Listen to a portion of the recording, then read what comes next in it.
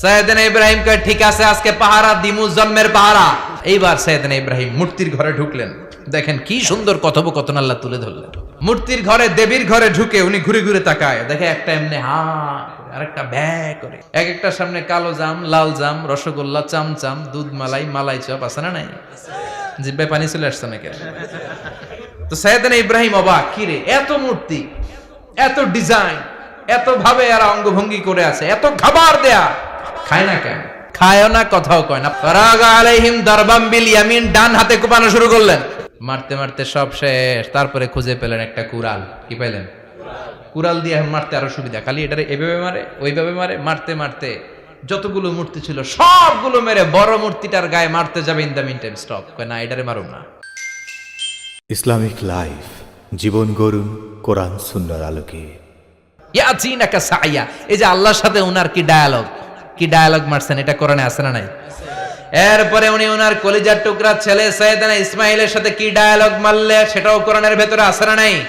ফালাম্মা বালাগা মাআহু সাইয়া ক্বালা ইয়া বুনাইয়া ইন্নী আরা ফিল মানামি আন্নী আযবাহুক ফানজুর মাযা তারা। তিনি ছেলের ডাকে বললেন, ও আমার কলিজার টুকরা ছেলে ইসমাইল, গত রাতে আমি স্বপ্ন দেখেছি যে আমি তোমাকে জবাই করছি। ফানজুর মাযা তারা, তোমার অভিমত কি, অপিনিয়ন কি জানাও। সুবহানাল্লাহ বলেন। ছেলেরা বললেন, আমি স্বপ্নে দেখেছি তোমারে জবাই করতেছি, তোমার অভিমত কি? আমগরে যদি আমগো আব্বারা কইতো, কইতাম আমার দেখেন না, বড়টারে দেখছেন।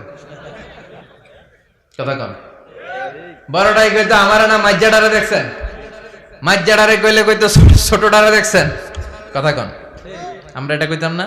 100% আমরা এরকম উত্তর দিয়ে দিতাম, চিল্লায় কোন ঠিক কিনা?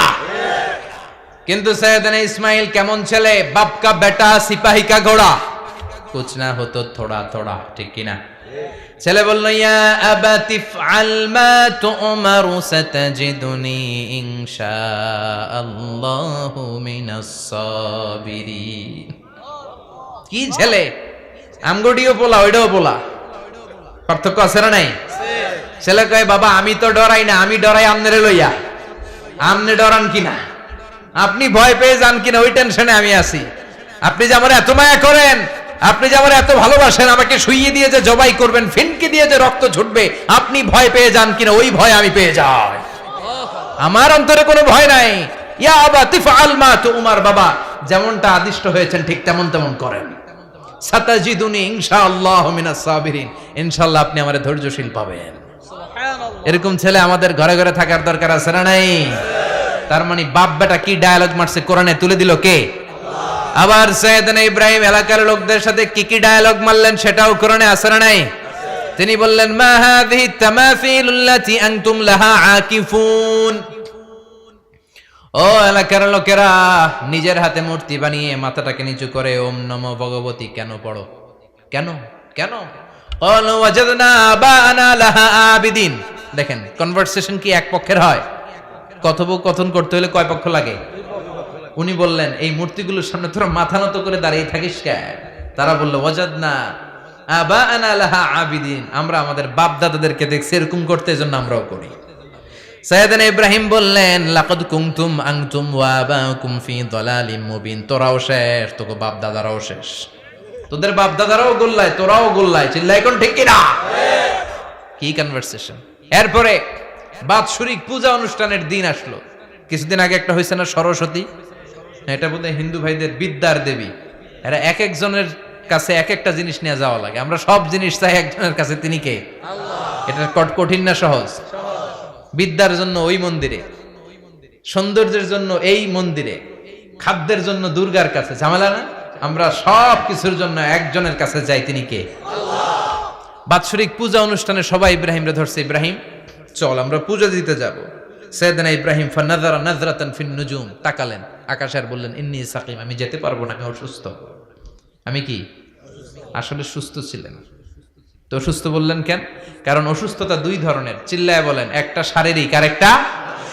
সাইয়েদনা ইব্রাহিম মানসিকভাবে প্রচন্ড বিপর্যস্ত ছিলেন, অসুস্থ ছিলেন। এর কারণ গোটা উম্মত মূর্তির পূজা করে, এই দৃশ্য দেখে কোন নবী মানসিকভাবে সুস্থ থাকতে পারে না। উনি বললেন, আমি অসুস্থ, তোমরা যাও, সবাই বলল ঠিক আছে আমরা যাই। ইব্রাহিম তুই আমাদের ঘরের মূর্তিগুলারে পাহারা দে। মূর্তি পাহারাদার একজন ভালো লোক পাওয়া গেছে, মূর্তি পাহারা দেওয়ার জন্য ভালো একজন পাহারাদার পাওয়া গেছে। নাম কথা কন, কথা বুঝতে কষ্ট হচ্ছে মনে হয়। মূর্তি পাহারা দেওয়ার জন্য কারে পাওয়া গেছে? সাইয়েদনা ইব্রাহিম কয় ঠিক আছে আজকে পাহারা দিমু, জন্মের পাহারা, যা তোরা দিতাছি, পাহারা দিতেছি যা। এইবার সাইয়েদনা ইব্রাহিম মূর্তির ঘরে ঢুকলেন। দেখেন কি সুন্দর কথোপকথন আল্লাহ তুলে ধরলেন। আল্লাহু আকবার। মূর্তির ঘরে, দেবীর ঘরে ঢুকে উনি ঘুরে ঘুরে তাকায়, দেখে একটা এমনি হা আর একটা ব্যা করে 14-15টা হাত নিয়ে তাকায় আছে। উনি সবগুলার সামনে এভাবে তাকায় আছে, দেখে এক একটা এক এক চেহারার, একটা হাতির গণেশ স্টাইলের, আরেকটা এরকম, আরেকটা নারীর, আরেকটা বাঘের, আরেকটা তলোয়ার নিয়ে আইতাছি কোপায় ফেলাবে, আছে না নাই? সবগুলোর সামনে যায়, যে যে দেখে আর অবাক হয় কত ধরনের খোদার কাছে এরা কত কিছু চায়। আর যে দেখে প্রত্যেকটার সামনে ডেজার্টস আইটেম, মিষ্টান্ন, এক একটার সামনে রসমালাই, এক একটার সামনে কালো জাম, লাল জাম, রসগোল্লা, চামচাম, দুধ মালাই, মালাই চপ, আছে না নাই? জিব্বায় পানি চলে আসছে নাকি? তো সাইয়েদনা ইব্রাহিম অবাক, কি রে এত মূর্তি, এত ডিজাইন, এত ভাবে এরা অঙ্গভঙ্গি করে আছে, এত খাবার দেয়া, খায় না কেন? সাইয়েদনা ইব্রাহিম ভাবলেন মনে হয় নাগাল পাই না, আমি একটু তুল্লা ধরি। উনি রসমালাইয়ের বাটিটা নিয়ে যেটা হা করে আছে ওইটার সামনে যায়, কয় খা। কি কয়? বানাই কইতেছি মনে হয়। ফারাগা ইলা আলিহাতিম, মূর্তিগুলোর কাছে গেলেন। ফাকালা আলা তাকুলুন, খাবি না? ওই খাবি না ডারে আমি কিছু খা, কোরআন থেকে বলছে, ঠিক কি না? উনি ভাবলেন ওরা হয়তো খেতে পারে না, নাগাল পাচ্ছে না, কিংবা আমারে দেখে লজ্জা পাচ্ছে। নিজ থেকে রসমালাইয়ের বাটি তুলে ধরলেন, উনি বললেন খা, আর ওগুলা কয় হা হা করে রয়েছে, নরেও না সরেও না। উনি মুখের সামনে তুলে ধরে বললেন আলা তাকুলুন, খা। সবগুলার সামনে গেলেন, খা খা, কেউ খায় না, ওগুলো হা করে আছে। সাইয়েদনা ইব্রাহিম বললেন খা, কেউ কথা কয় না। উনি বললেন খাবি না কেন? তাইলে কথা ক। এই যে কষ্ট করে উড়াইলি, মুখের সামনে দিলাম, খাবি না কেন? কথা বল। আলা তাকুলুন, খাবি না কেন? কথা বল। মালাকুম লা তাতাকাল্লামুন, খাবি না কেন? মালাকুম লা তানতিকুন, হয় খা নয় কথা ক। বলতেই লাগলেন খা খা, প্রত্যেকটা মূর্তির সামনে গেলেন, খা, ওগুলা করে আছে হা, কোনো কথা কয় না। কয় কেন খাবি না? তাহলে কথা ক। খায়ও না, কথাও কয় না। আপনার ছেলে বায়না ধরছে, আব্বা চানাচুর খাবো। কি খাবো? চানাচুর কিনে দিলেন, এই নে চানাচুর। এখন চানাচুর খায় না। কিরে বাপ খাবি না কেন? কথাও কয় না। খায়ও না, কথাও কয় না। এখন বাকি আছে কোনটা? কথা কর। ফারাগা আলাইহিম দারবাম বিল ইয়ামিন, ডান হাতে কোপানো শুরু করলেন। ইচ্ছা মতো ঘুষি কিল মারতে মারতে মূর্তিগুলার সাইজ।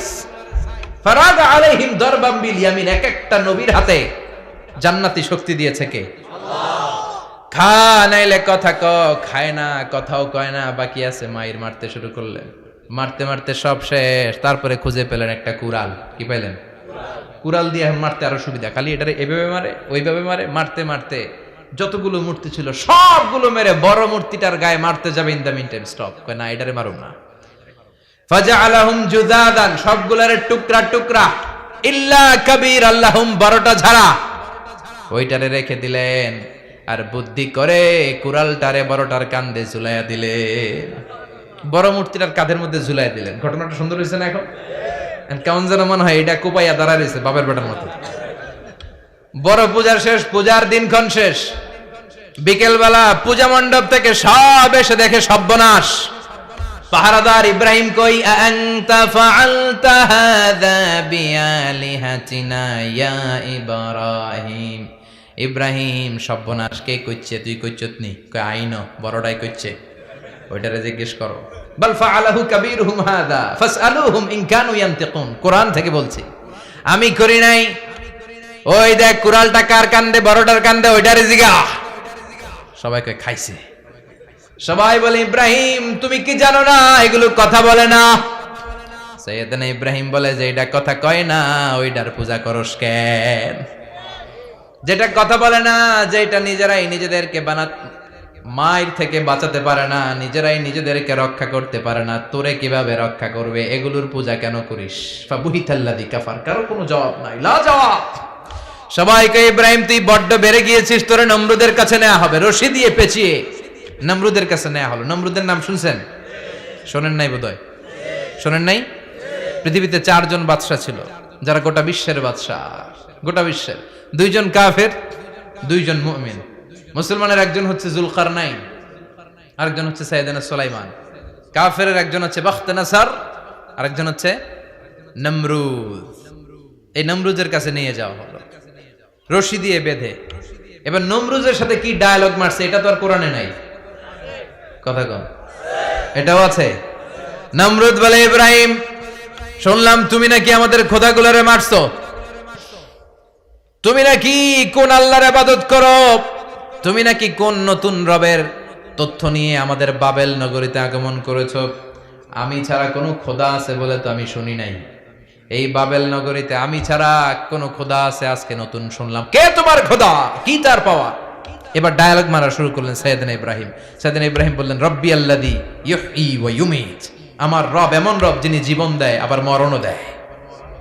জীবন দেয় কে? মরণ দেয় কে? নমরুদ বলে, তাই তোমার আল্লাহ জীবন দেয় মরণ দেয়? আনা উহয়ী ওয়া উমীত। এবার নমরুদ ডায়ালগ মারতেছে, খালি ডায়ালগ, আনা উহয়ী ওয়া উমীত, আমিও তো জীবন দেই, আমিও তো মরণ দেই। সাইয়েদনা ইব্রাহিম বললেন, তুমিও যদি আমার আল্লাহর মতো জীবন দাও মরণ দাও তাইলে দেখাও। নমরুদ জেলখানা থেকে 2 জন ফাঁসির আসামিকে ধরে আনলো। ধরে এনে একটা ধারালো ছুরি নিয়ে প্রথম আসামির পেটের ভিতরে ধা করে ছুরিটা ভরে দিয়েছে। ফিনকি দিয়ে রক্ত ছুটলো, লোকটা ছটফট ছটফট ছটফট করতে করতে দুনিয়া থেকে বিদায়।